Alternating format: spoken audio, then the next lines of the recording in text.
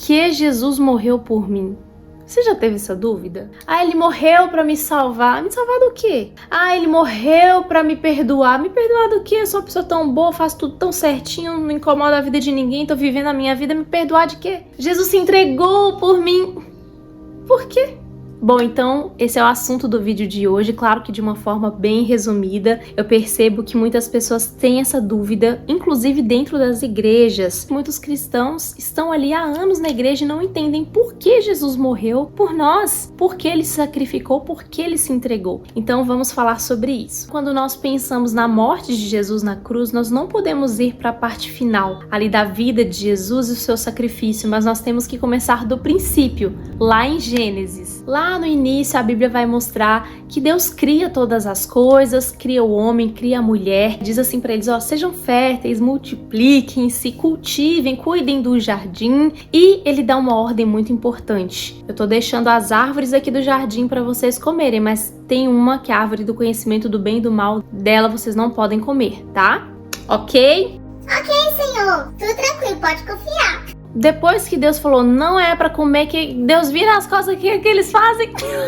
Ai, gente, é brincadeira, até minha imaginação fértil, mas a Bíblia relata isso, que Deus deu a ordem e aí a serpente veio, começou a seduzir a mulher e ela conversou e a mulher por fim comeu do fruto. E depois ela deu para o seu marido. E os dois comeram, eles pecaram, desobedeceram a ordem do Senhor e ainda assim, mesmo assim com a desobediência deles, a Bíblia é muito linda em dizer que o Senhor veio ao encontro deles ao entardecer do dia. E é tão interessante que o pecado, ele nos afasta de Deus.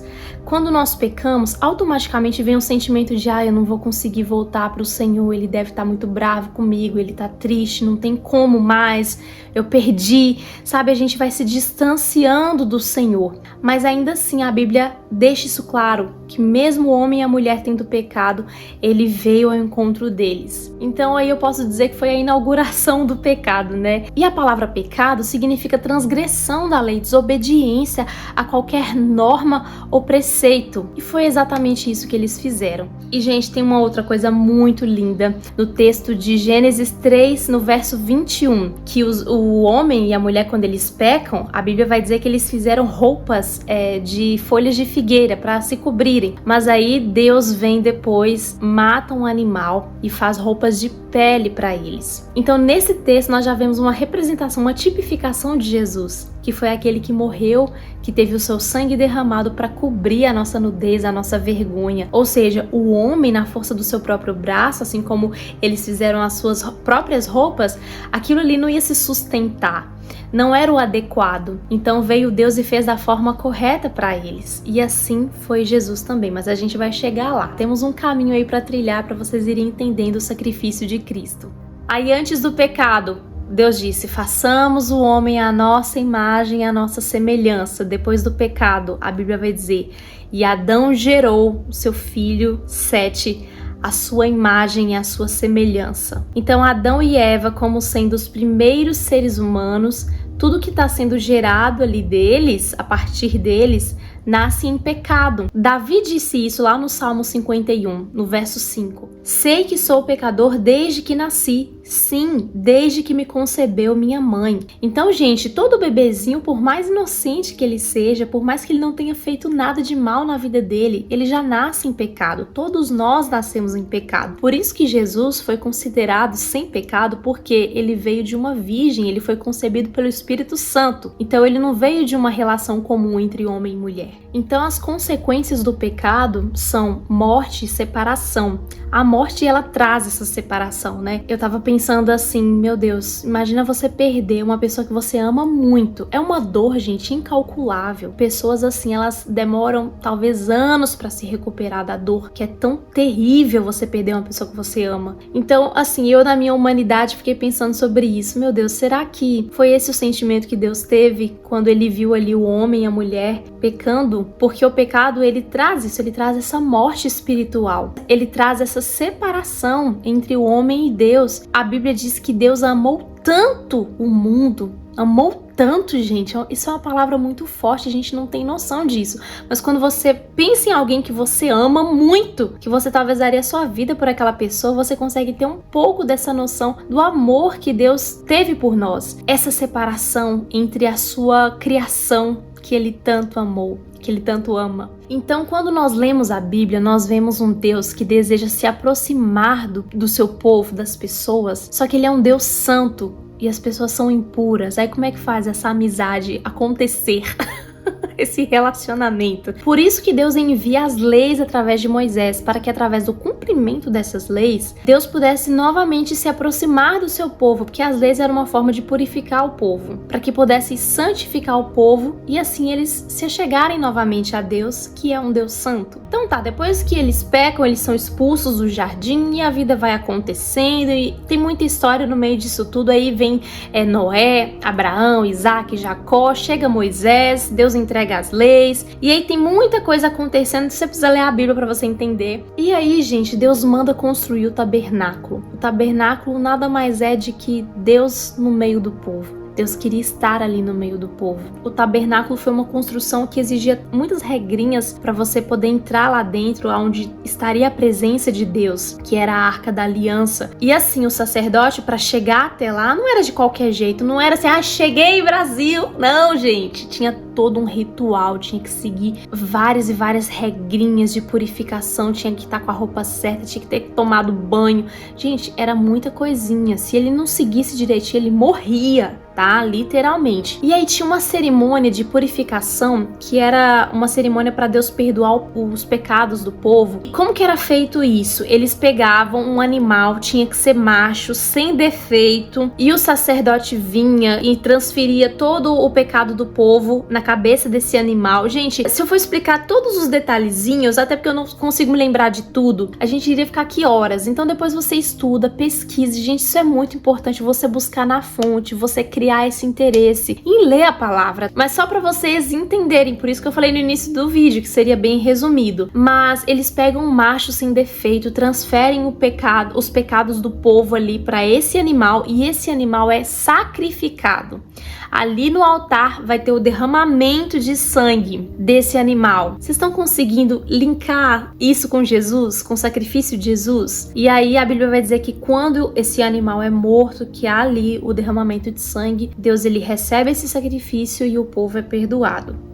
Beleza? Então essa foi a vida do povo, seguindo esses rituais, tudo certinho. Só que isso, gente, não aproximou o povo de Deus. Do que adiantava apenas fazer ali, seguir certinho o ritual e o coração tá distante? E o pior é que, ao longo dos anos, os fariseus conseguiram acrescentar mais peso em cima da lei. E Jesus condenou isso e ficou muito irritado com eles, com a hipocrisia deles. Vocês acrescentam em cima do povo uma coisa que vocês mesmos não fazem. Jesus até falou, vocês são sepulcros caiados. Por fora tem uma aparência bela, bonita, organizada, mas por dentro vocês estão mortos, apodrecidos. E aí o tempo passa, Jesus nasce, o plano original, porque, gente, quando nós olhamos para a Bíblia, nós vemos Jesus em toda a Bíblia. Ele está presente em toda a Escritura, do início ao fim.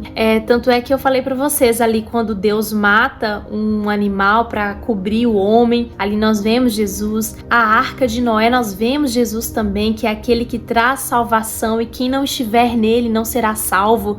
Tipifica também Jesus. É lindo, gente. Jesus, ele tá em tudo. E aí ele nasce normal, um ser humano, e é tão lindo isso, um Deus encarnado, um Deus que veio para viver como nós. Já pensou nisso? Um Deus que veio para conhecer as nossas angústias, as nossas alegrias, o que é ser um ser humano. E eu vi isso esses dias, que não tem nada mais poderoso do que você dizer, eu também. Quando alguém tá passando uma angústia, você já viveu aquilo, você falar assim, eu também. Gente, isso te liga rapidamente a outra pessoa. Vocês criam uma conexão ali imediatamente. Então nós temos um Deus que veio para dizer, eu também. também. Eu sei o que é ser rejeitado, eu sei o que é sofrer, eu sei o que é passar raiva, eu sei o que é chorar, eu sei, eu também vivi. E aí vem Jesus, realizando curas, milagres, ressuscitando mortos, mas mais do que isso, trazendo uma nova perspectiva de Deus. Ele vem nos apresentar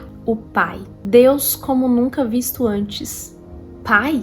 Inclusive os fariseus ficaram muito irritados. Como ele ousa dizer que Deus é pai dele? Então Jesus ele cumpre todos os pré-requisitos da lei. Por isso que ele diz assim: eu não vim para revogar a lei, para acabar com a lei. Eu vim para cumprir. E ele cumpriu direitinho. Ele recebeu a pior morte possível, ele foi humilhado, ele foi considerado um bandido. Que injustiça, uma pessoa que não fez nada de errado morrer uma morte tão violenta. Mas ele veio com esse propósito, ele já sabia que isso iria acontecer. Ele veio para se entregar. Ele até disse assim: eu dou a minha vida. Mas você sabe o que mais doeu em Jesus? A separação do Pai, ficar separado. E sabe quando isso acontece? Quando ele está sendo crucificado e todos os nossos pecados ali, como o cordeiro que recebe por imposição de mãos os pecados do povo, Jesus também estava recebendo naquele momento todos os pecados da humanidade. E naquele momento Deus vira as costas. Ele é separado do Pai, porque é isso que o pecado faz. Traz separação. E aquilo doeu profundamente em Jesus. Ele se vê separado do Pai. Ele grita na cruz: meu Deus, por que me abandonaste? Então Jesus ele enfrenta toda essa dor na sua carne e a dor da separação do seu Pai que ele tanto ama, para que você e eu pudéssemos novamente, como no início, termos um relacionamento íntimo com o Pai novamente, uma restauração de relacionamento. Nós hoje podemos nos relacionar com Deus não por rituais ou por dinheiro, porque a gente não pode comprar, ou por obras, pelo meu serviço prestado. Não, gente. A Bíblia deixa isso muito claro, não é por obras, mas é pela fé. Você precisa apenas crer. Isso é a graça de Deus sendo derramada sobre nós. Nós nunca seremos dignos ou merecedores, mas é presente, é favor. Então, de um lado nós temos o amor de Deus e do outro a obediência de Cristo. Por isso que lá em João 3,16 diz assim: porque Deus amou tanto o mundo que deu seu Filho único, para que todo o que nele crer não pereça, mas tenha a vida eterna. Deus enviou seu Filho ao mundo não para condenar o mundo, mas para salvá-lo por meio dele. Não há condenação alguma para quem crê nele, mas quem não crê nele já está condenado por não crer no Filho único de Deus. Então, no momento em que Jesus morre, lá em Mateus 27 vai dizer assim, que o véu se rasgou de alto a baixo. Que véu era esse, gente? Era um véu que separava lá no tabernáculo, lembra que eu falei sobre isso?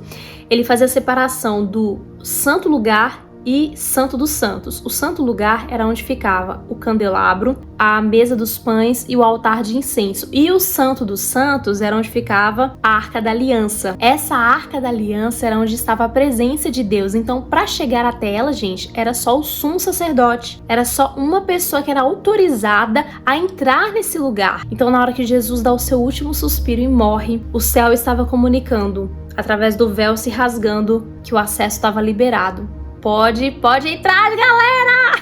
Então Jesus morre, no terceiro dia ele ressuscita, por isso que nós declaramos que ele está vivo, porque ele morreu, mas ele ressuscitou. E eu quero trazer aqui um exemplo para vocês entenderem tudo que nós podemos acessar em Deus hoje por causa disso que Cristo fez por nós. Imagine você na porta de uma festa. Você quer muito entrar nessa festa, mas você não pode porque você está sem convite. Aí os seguranças estão lá fora te barrando. Olha, não tem como, você vai ficar aqui fora. E aí chega Jesus. Jesus chega, ele vai entrando na festa, ele te olha e fala assim: vem, pode entrar. E os seguranças olham assim e ele fala: não, ela tá comigo.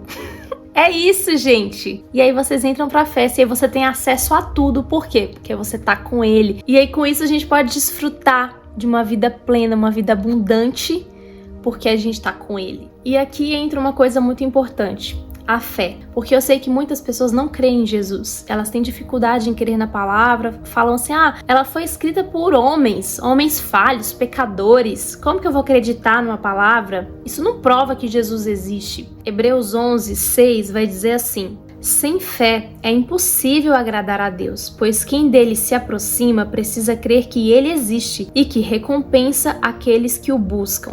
Então o que eu posso te dizer aqui é questão de fé. E o mais difícil de andar com Deus é isso, né? É a tal da fé. Porque hoje nós vivemos num mundo que quer provas, quer ver, mas ele não chamou a gente pra ver, ele chamou a gente pra crer. Aquela canção da Aline Barros, né?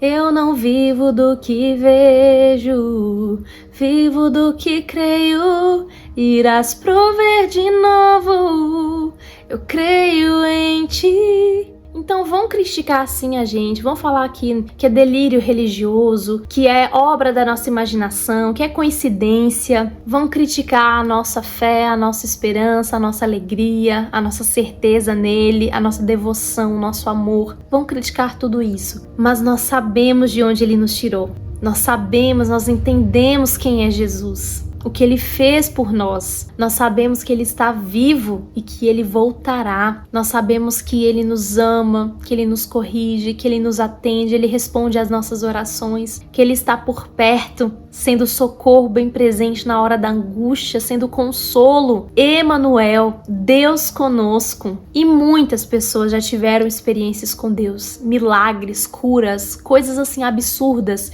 que se você ouvir, você não acredita, você fala, meu Deus, é só Deus. Meu Deus, é só Deus. Então, se você vai acreditar, eu não sei. Mas você pode desafiá-lo, né? Senhor, eu quero ter uma experiência contigo. Chama ele. Você tem coragem? Quero ver, viu?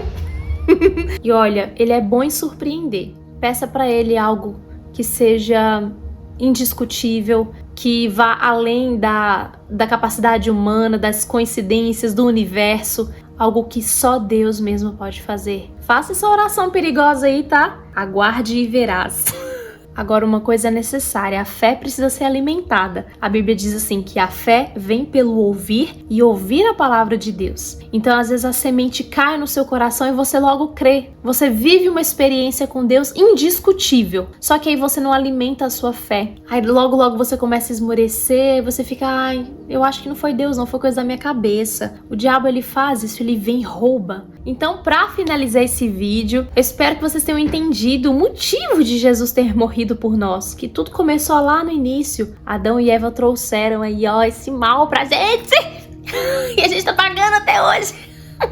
Brincadeira. Mas tudo começou lá no jardim. E Deus sempre tentando resgatar o seu povo, se relacionar com o seu povo, até que veio Jesus e conseguiu cumprir a lei e nós conseguimos novamente nos achegar ao Pai. Por isso que Jesus diz, eu sou o caminho, a verdade e a vida. Ninguém vai ao Pai se não for por mim. Então primeiro precisa passar por Jesus. É aquela historinha lá da festa, né? Quer entrar na festa? Deus tá lá dentro, o Pai tá lá dentro. Quer entrar? Vai com Jesus. Cola nele que ele é o acesso para você chegar até o Pai. E para encerrar o vídeo, eu quero ler Filipenses, capítulo 2, a partir do 5. Tenham a mesma atitude demonstrada por Cristo Jesus. Embora sendo Deus, não considerou que ser igual a Deus fosse algo a que devesse se apegar. Em vez disso, esvaziou a si mesmo, assumiu a posição de escravo e nasceu como ser humano. Quando veio em forma humana, humilhou-se e foi obediente até a morte, e morte de cruz. Por isso, Deus o elevou ao lugar de mais alta honra e lhe deu o nome que está acima de todos os nomes, para que ao nome de Jesus todo joelho se dobre, nos céus, na terra e debaixo da terra, e toda língua declare que Jesus Cristo é o Senhor, para a glória de Deus, o Pai. Jesus, obrigada. Obrigada, Jesus. Obrigada. Senhor, obrigada. Nós podemos nos achegar até a Ti pelo Teu sacrifício na cruz. Obrigada, Pai. Obrigada por ter enviado Jesus. Obrigada pelo sacrifício de Cristo. Obrigada, Senhor, algo que eu jamais conseguiria fazer, Deus. Obrigada. Eu Te louvo, Jesus. Eu Te adoro. Eu Te entrego a minha vida, Senhor. Que a minha vida Te honre e Te glorifique, Deus, todos os dias. Obrigada. Obrigada, Senhor. Obrigada. Eu te amo, Jesus. Eu te adoro, eu te louvo por tudo que tu és. Muito obrigada, Senhor.